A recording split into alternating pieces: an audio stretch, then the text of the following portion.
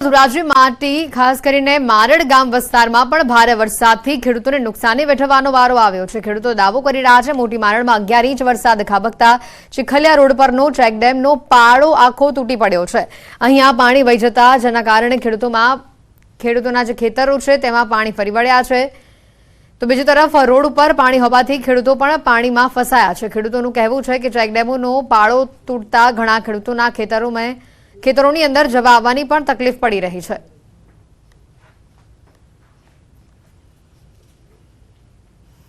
રાજકોટ જિલ્લામાં જે રીતે મેઘરાજાએ તોફાની બેટિંગ કરી તેને લઈને વાત કરીએ ધોરાજી તાલુકાના મોટીમારની વાત કરીએ મોટીમાર પાસે આવેલ ચીખલિયા રોડ પાસે જે ચેક ડેમ છે તે ચેક ડેમ છે તેનો પાળો તૂટી ગયો હતો। સીધા દ્રશ્યો જોઈ શકો છો કેવી રીતે અત્યારે 400 થી 500 ખેડૂત છે તે પોતે જવા માટેનો રસ્તો હતો તે બંધ થવામાં આવ્યો હતો। બીજી તરફ વાત કે 11 ઇંચ જેવો વરસાદ પડ્યો તેને લઈને ખેડૂતને પરેશાનીનો સામનો કરવો પડે છે। આ પુલ છે તે પુલના સીધા દ્રશ્યો આપી શકો છો કે પારો કેવી રીતે તૂટ્યો, તે સંગ્રહ કરવાનું પાણી હોય તે પાણી છે તે પાણી વહી જાય છે। તે ચેક ડેમનું પાણી છે જે ઉનાળા પિયત માટે ખેડૂતને કામ ના લાગે તેને લઈને અત્યારે ખેડૂત અત્યારે મુશ્કેલીમાં પડી ગયો છે। બીજી વાત કરીએ કે ખેડૂતના અંદરમાં જે રીતે માલધારીઓ હતા અને જે વરસાદ 11 ઇંચ થયો તેને લઈને તે ખેડૂતો બી ફસાયા હતા અને રસ્તો બી બ્લોક થયો હતો। ખેડૂતોની માંગ છે કે તાત્કાલિક ધોરણે આ પુલ છે પુલ રિપેર કરવામાં। આપણી સાથે અહીંના ખેડૂત છે તેની જોડે વાત કરશું કેવો વરસાદ હતો અને કેવી પરેશાની। 2 કલાકમાં 11 ઇંચ વરસાદ પડ્યો છે। આ રસ્તો અમારે ખેડૂતનો ધોવાઈ ગયો છે। ઓછામાં ઓછા 400 થી 500 ખેડૂતને આવરો વાડીનો બંધ થઈ ગયો છે અને અમારે ખેતી ઉપર જ બધું છે।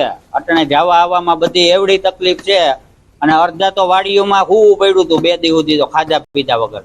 માલધારીઓ તો બધાય ફસાઈ ગયા હતા કેમ કે એ લોકોને તો બાયણે નીકળવાનો વેત જ નહોતો આવ્યો, પણ ખેડૂત ઘણા ફસાઈ ગયા હતા। એકી સાથે જે વરસાદ થયો એટલે એ નુકસાની થઈ છે, તો એના માટે આજે આપણે જે કરવાનું છે એ અત્યારે જે કાંઈ જેના આમાં આવતું એ કરી દઈએ। ખેડૂતો એવું કહી રહ્યા છે કે વરસાદ તો સારો થયો પણ વરસાદ સારો થતા ખુશી બી છે। બીજી તરફ વાત કરીએ પાકનો સાવ ધોવાણ થઈ ગયો છે। જે રીતે વરસાદ 11 ઇંચ એક ધારો વરસાદ પડ્યો તેને લઈને તે જે પારો તૂટી ગયો। સીધા દ્રશ્યો જોયો કેવા દ્રશ્યો છે। આપ સીધા જે વીજ પોલ છે તે વીજ પોલ બી ધરાશાય થઈ ગયા હતા અને અંધાર પર છવાઈ ગયો હતો। જે રીતે 11 ઇંચ વરસાદ પડ્યો તેને લઈને અત્યારે ખેડૂતો એવું કહી રહ્યા છે તાત્કાલિક ધોરણે આ પુલ છે રિપેર કરવામાં આવે તો ખેડૂતોને કોઈ પરેશાનીનો સામનો ન કરવો પડે। મુનાફ બકાલી, ન્યૂઝ ગુજરાતી, મોટીમાર। મેઘરાજાના વિરામ બાદ હજી સુધી મંદિરોમાંથી વરસાદી પાણી ઓસર્યા નથી। વીર વછરાજ દાડાના મંદિરમાં વરસાદી પાણી ભરાયેલા છે। પૂજારી મહેશ ગીરીએ જણાવ્યું કે 2 દિવસ પૂર્વે લોકોના ઘરોમાં પાણી ઘૂસી જતા અહીંયા આશરો આપવામાં આવ્યો હતો। લોકોને રહેવા તેમજ જમવાની સુવિધા પણ પૂરી પાડવામાં આવી હતી। જ્યાં સુધી ઉપરવાસમાંથી વરસાદી પાણીની આવક થતી રહેશે ત્યાં સુધી મંદિરના પરિસરમાં પાણી ભરાયેલા રહેશે। મંદિર પરિસરમાં 1 થી 1.5 ફૂટ પાણી ભરાતા દર્શનાર્થીઓને હાલાકીનો સામનો કરવો પડ્યો। ભક્તો મંદિરની બહારથી જ દર્શન કરી રહ્યા છે।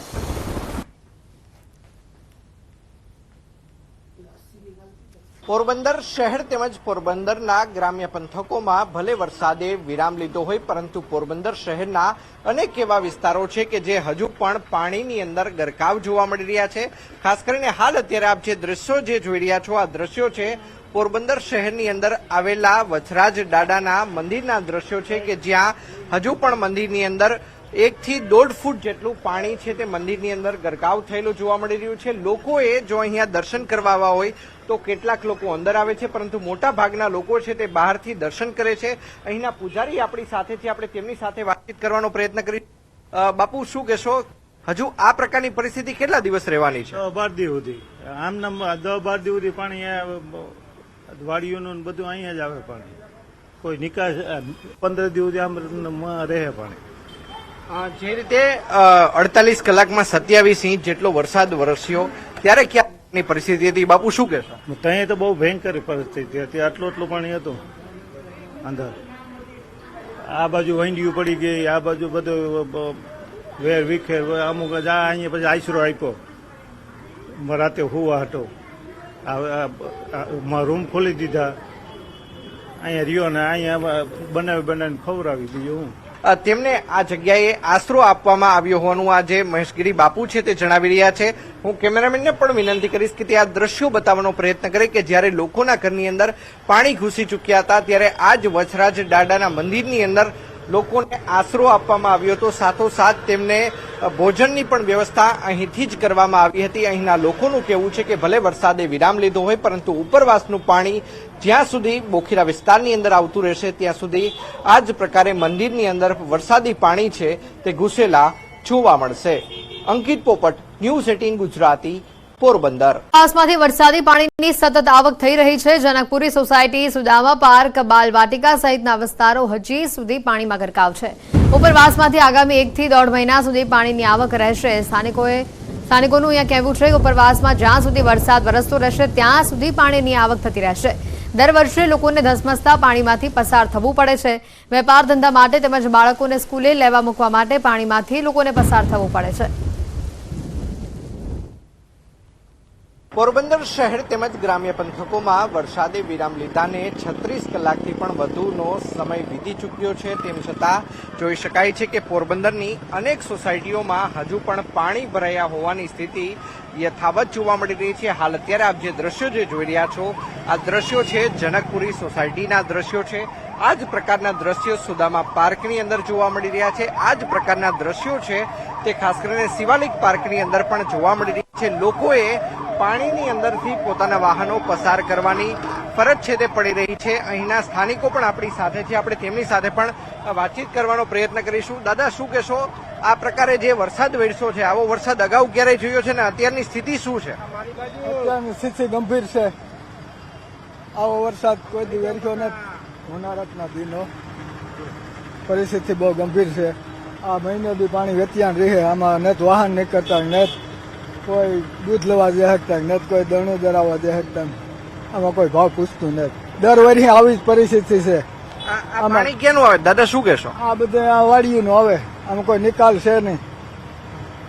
લોકોએ આમ જ રહેવાનું, આમ જ રહેવાનું. મહિનો દી આ વેતિયાણ દી અહીં પૈસા ચડાવીને જવાનું. ચોક્કસ અન્ય લોકો છે, આપણે તેમની સાથે પણ વાતચીત કરીશું. શું કહેશો, આજુબાજુની કેટલી સોસાયટીમાં આ જ પ્રકારે પાણી હોય છે? વરસાદ રહ્યા બાદ પણ આ પ્રકારની પરિસ્થિતિ? લગભગ મહિનો 1.5 મહિનો સુધી આ પાણીનો આ વિસ્તારમાં પાણી ભરેલા રહેશે અને આ ઉપરથી પાણી વાડી વિસ્તારમાંથી આવે છે.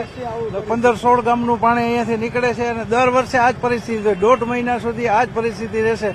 માણસને ખાવા પીવાનું, ઘરમાં કોઈ વ્યવસ્થા નથી, બકાલા નથી, દળણા નથી, દૂધ લેવા માટે 2-2 કિલોમીટર દૂર જવું પડે છે.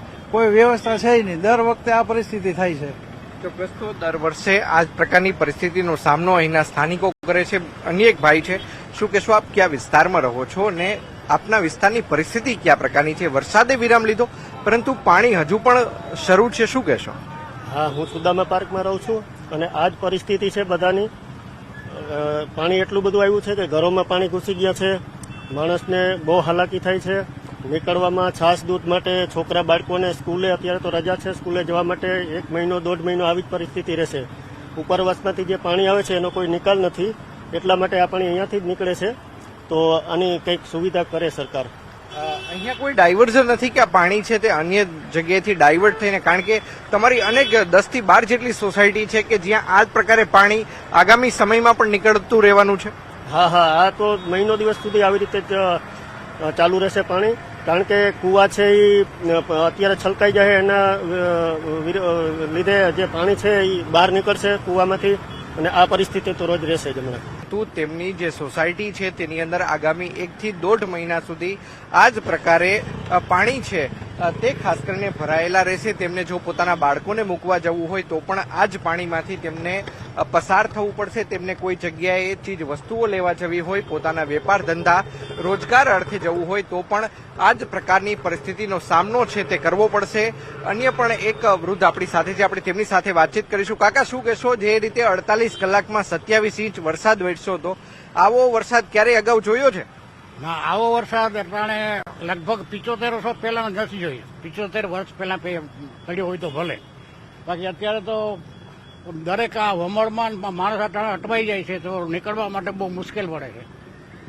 આ વરસાદે તો વિરામ લીધો, તમારી સોસાયટીમાં કેમ હજી પાણીની આવક ચાલુ છે? આનું કારણ શું છે? અમારે ઉપરવાસથી બખરલાના પાણી આવે છે એટલે અહીંયા વમળ ગોઠવાનું, એટલે જૂની ચામુંડ માતાજીના મંદિરની એ બાજુથી પાણી વધારે આવે છે.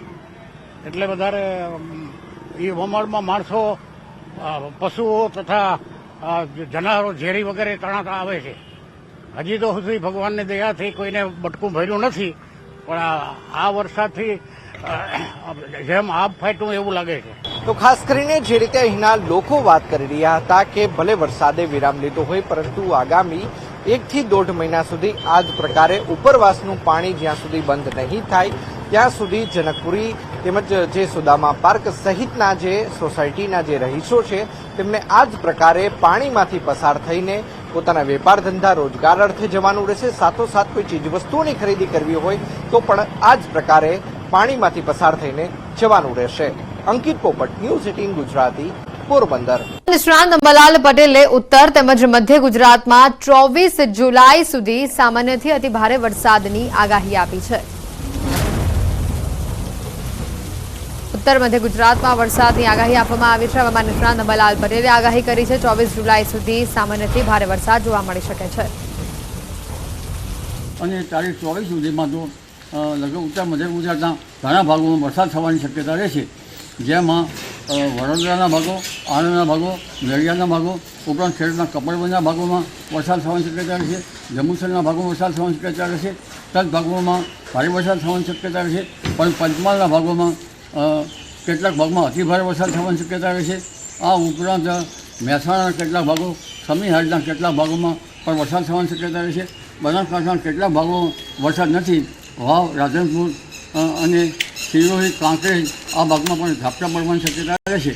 અને પાટડી, દસાણાના ભાગમાં પણ ઝાપટા પડવાની શક્યતા રહેશે.